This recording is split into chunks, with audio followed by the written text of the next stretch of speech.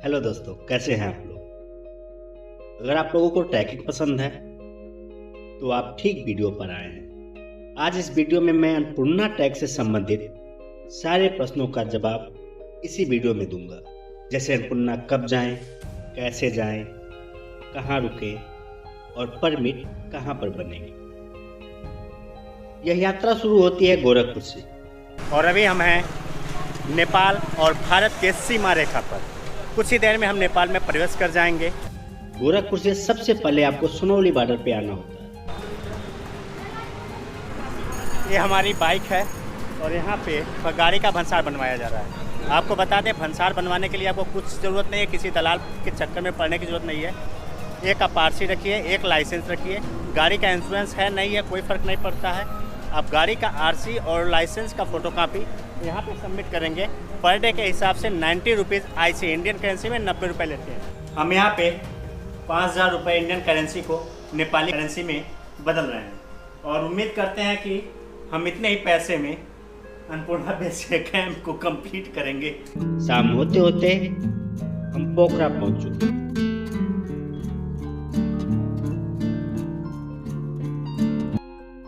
पोखरा में 300 रुपये भारतीय मुद्रा देकर हमने एक होटल बुक किया। हमने यहीं पे एक होटल ले रखा है और बहुत मिनिमम प्राइस में लिया हूँ, 500 रुपये नेपाली करेंसी में। यही सामने ये होटल है, होटल मदर लैंड। ये 500 रुपये नेपाली में लेक साइड में आपको मिल रहा है। इससे अच्छा क्या हो सकता है। अगली सुबह हमारी पोखरा में हुई, यानी आज हमारा दूसरा दिन है। आपको बता दें, जब हम एवरेस्ट बेस कैंप जाते हैं तो उसके लिए हमें काठमांडू से जाना पड़ता है, और जब हम अन्नपूर्णा बेस कैंप जाते हैं तो हम जाते हैं पोखरा से। पोखरा में डैम साइड में एक जगह है टूरिज़्म का, जहाँ से वहाँ पे जाने के लिए परमिट बनता है। आज हमारा मेन काम परमिट बनवाना है, क्योंकि बिना परमिट के हम इस ट्रैक को नहीं कर सकते। परमिट बनवाने के लिए हमें पोखरा के डैम साइड एरिया में जाना पड़ेगा। नेपाल टूरिज़्म बोर्ड, यानी इसी के अंदर हमारा अन्नपूर्णा रेंज का जहाँ भी आप जाते हैं परमिट बनता है। यहाँ पर 2 प्रकार के परमिट बनते हैं, एक अन्नपूर्णा कंजर्वेशन एरिया का और दूसरा अन्नपूर्णा बेस कैंप का। अभी हम हैं पोखरा, परमिट जहाँ बनता है, और यहाँ टीवी पे आप हमारा वीडियो देख सकते हैं। शानदार सा और यहाँ पे मुस्कुराते हुए चेहरा सविता जी का। इस परमिट का चार्ज इन्होंने 1000 रुपये नेपाली करेंसी लिया। इस परमिट का चार्ज इन्होंने हमसे 600 रुपये नेपाली लिया, यानी दोनों परमिट मिला के हमें 1600 रुपये नेपाली देना पड़ा। एक आधार कार्ड लिए और एक इंश्योरेंस। अगर आपके पास इंश्योरेंस नहीं है तो मैंने बाइक का इंश्योरेंस डाल दिया था। फिलहाल अभी हम यहाँ से निकलते हैं। अन्नपूर्णा जाने के लिए आपको गांद्रुक पहुँचना पड़ेगा। गांद्रुक अगर आप अपने साधन से हैं तो आसानी से पहुँच सकते हैं। गांद्रुक पहुँचने के लिए आपको पोखरा से गांद्रुक के लिए आसानी से बस मिल जाएगा, जिसका किराया 300 से लेकर 400 रुपये भारतीय मुद्रा देना पड़ेगा। फिलहाल हम अपनी बाइक से ही गांद्रुक निकल गए। Coming from ABC? From Gandruk. Gandruk? Yes. Right? Then 5 days I was in Gandruk. Yeah. You're going to Gandruk? I am going ABC. ABC? Oh, okay. It's cool. I'm from Turkey. Turkey? Yeah. You're from? India. India. और शाम होते होते हम गांद्रुक पहुंच गए।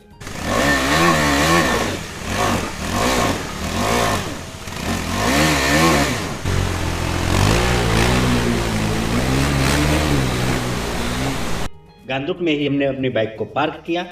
Park का जो charge हमें देना पड़ा 50 रुपये भारतीय मुद्रा के हिसाब से पर डे का चार्ज देना पड़ा।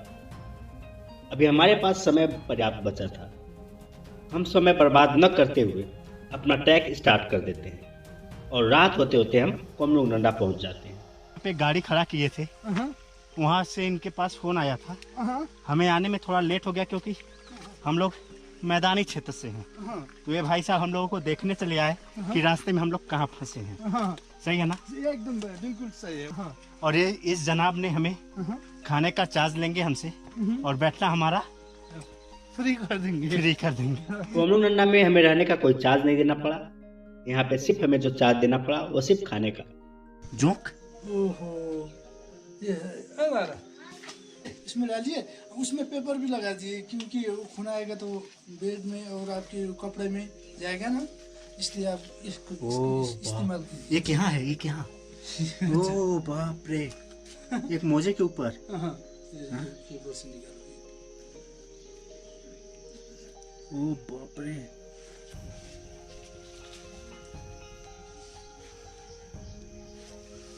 जोंक यहाँ भाई साहब खूब है। अब पूरे पैर से खून खून निकल रहा है, खून निकल रहा है। अगली सुबह हमारी कोमरंगना में होती है और आज यात्रा का हमारा तीसरा दिन है।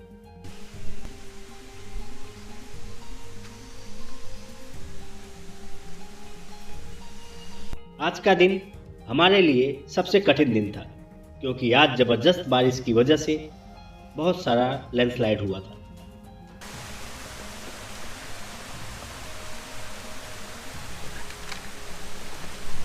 हमें जल्दी से निकलना होता है, ऐसे जगहों पे कतई ना रुके।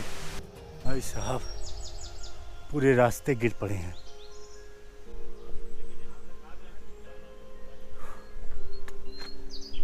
नीचे देखिए ना, 1 इंच भी जगह नहीं है, बस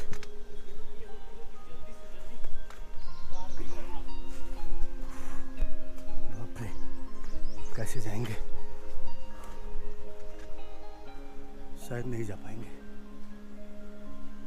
हमें वापस होना पड़ेगा। और हम आगे नहीं जा पाए, बीच रास्ते से ही मुझे वापस आना पड़ा। मिशन अबॉर्ट, नहीं जा सकते, हम वापस जा रहे हैं। मेरे प्यारे दोस्तों, हम प्लान बना चुके थे, हम वापस जाएंगे, लेकिन हमें स्पेन के 2 लोग मिले और इन्होंने मुझे थोड़ा सा साहस दिया। मैं कोशिश करूंगा, आई विल ट्राई। इन्होंने कहा कि आगे हम लोग चलते हैं, if not possible will be back, हम वापस आ जाएंगे अगर पॉसिबल नहीं होगा तो, स्टेप बाय स्टेप। अभी फिलहाल मैं उसी होटल में आ गया जहां से मैं चला था, जहां पे हम कल रात रुके हुए थे। इस भाई साहब के पास हम यहीं पे आ गए रुकने के लिए।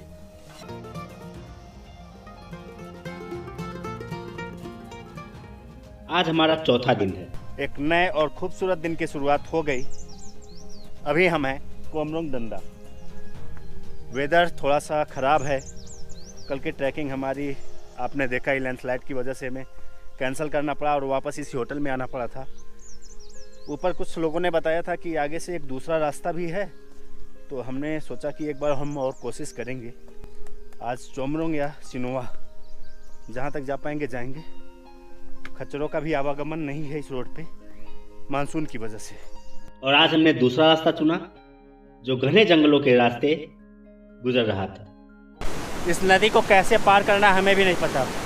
हम कोशिश करते हैं ऊपर पुल से जाने के लिए, क्योंकि ये बीच में रास्ता बना हुआ था, लेकिन नदी का प्रवाह तेज होने से रास्ता टूट गया। हमें वापस फिर ऊपर जाना पड़ेगा। बारिश शुरू हो गई और हमें लगता है कि हमें रेनकोट ले लेना चाहिए।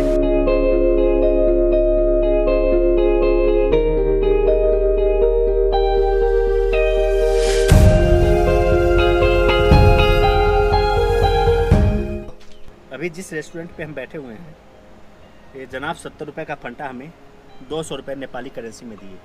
इन घने जंगलों में हम आगे बढ़ रहे थे। हमने प्लान किया था कि आज हम सिनोवा तक पहुंचेंगे, लेकिन जैसे ही हम आगे बढ़े हम जंगलों में रास्ता भटक गए। इतना ऊपर आने के बाद सामने एक मकान दिख रहा है। दाई दाई, ताला बंद है दोस्तों। अब हमें वापस उसी पत्थर वाले रास्ते से आगे जाना पड़ेगा। किसी प्रकार से हम छोमरुंग तक पहुंचे। होता रहता है, यात्राएं हैं, परेशान नहीं होना चाहिए। इतना ऊपर आने के बाद पहला गांव दिखा। ये मेरा गांव है। ये आपका गांव? अच्छा, छोमरुंग कौन सा है? उधर है, उधर। वो जो घर दिख रहा है ना, हाँ, वो उधर लैंडस्लाइड हुआ है ना, इधर है ना। ये लैंडस्लाइड के ऊपर ना, हाँ, वो छोमरुंग है। हाँ। इसी होटल में यहीं पे रुक जाएंगे। हमारे राइट साइड का नज़ारा आप देख पा रहे होंगे।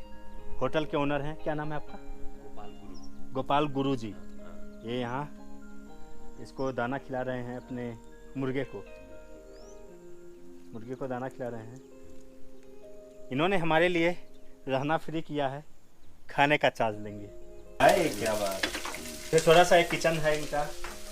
अगली सुबह हमारी छोमरुंग में होती है। आज हमारा 5वां दिन था। टूरिस्ट चेक पोस्ट है। छोमरुंग में हमारे परमिट को चेक किया जाता है और यहीं से हमारा प्रवेश होता है अन्नपूर्णा रेंज में। हिमालय ब्लैक बेयर का उधर आतंक ही होगा मेरे ख्याल से। अच्छा, इस लोग समय जो रात के समय में वो लोग खाने के लिए आते आप कहाँ तक जाएंगे नीचे? जीनू तक। गाड़ी स्टेशन।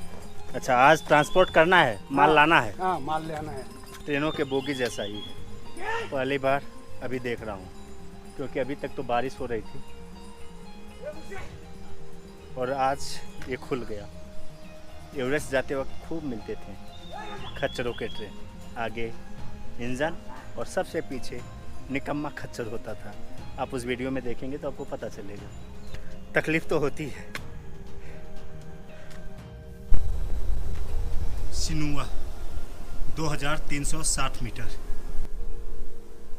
बम्बू यहाँ से 1 घंटा 30 मिनट। छोमरुंग से सिनोवा और बाम्बू विलेज होते हुए हम पहुंचते हैं दोबान। हम पहुंच गए बाम्बू, जो है 2145 मीटर पे, और सामने बाम्बू विलेज। बाम्बू का ये सबसे पहला होटल।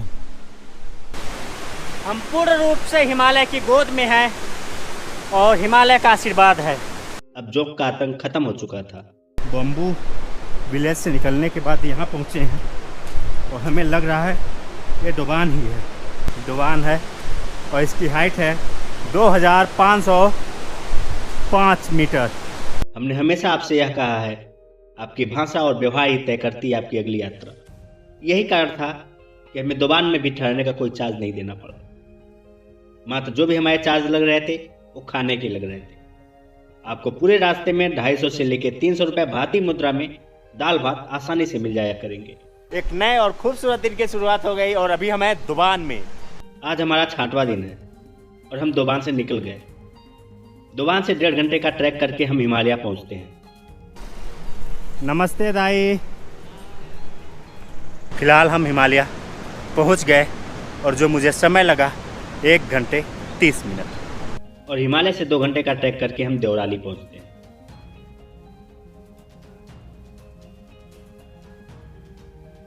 देवराली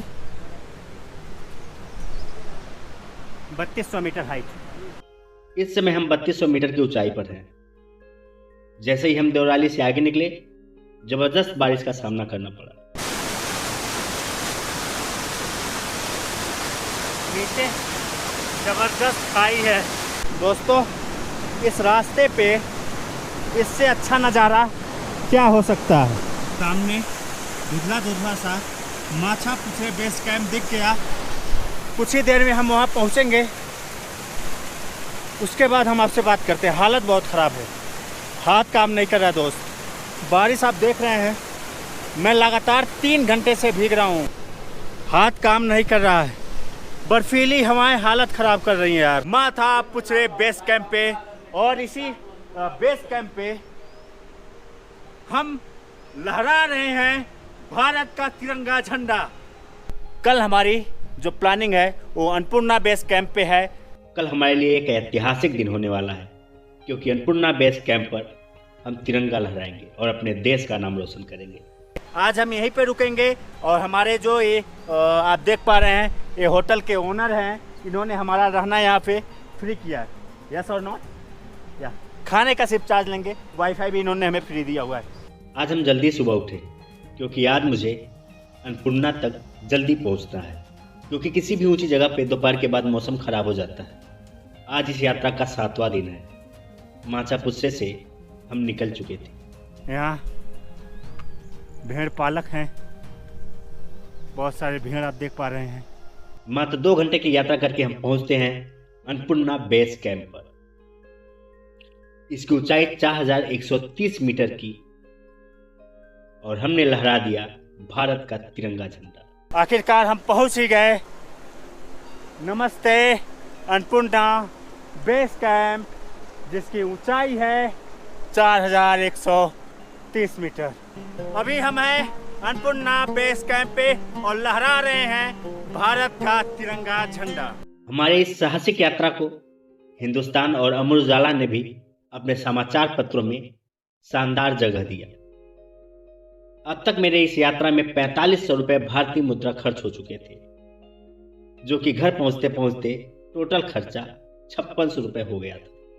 शायद अब तक जो मेरा यहाँ तक पहुँचने में खर्चे हुए इंडियन करेंसी में लगभग 4500 रुपये।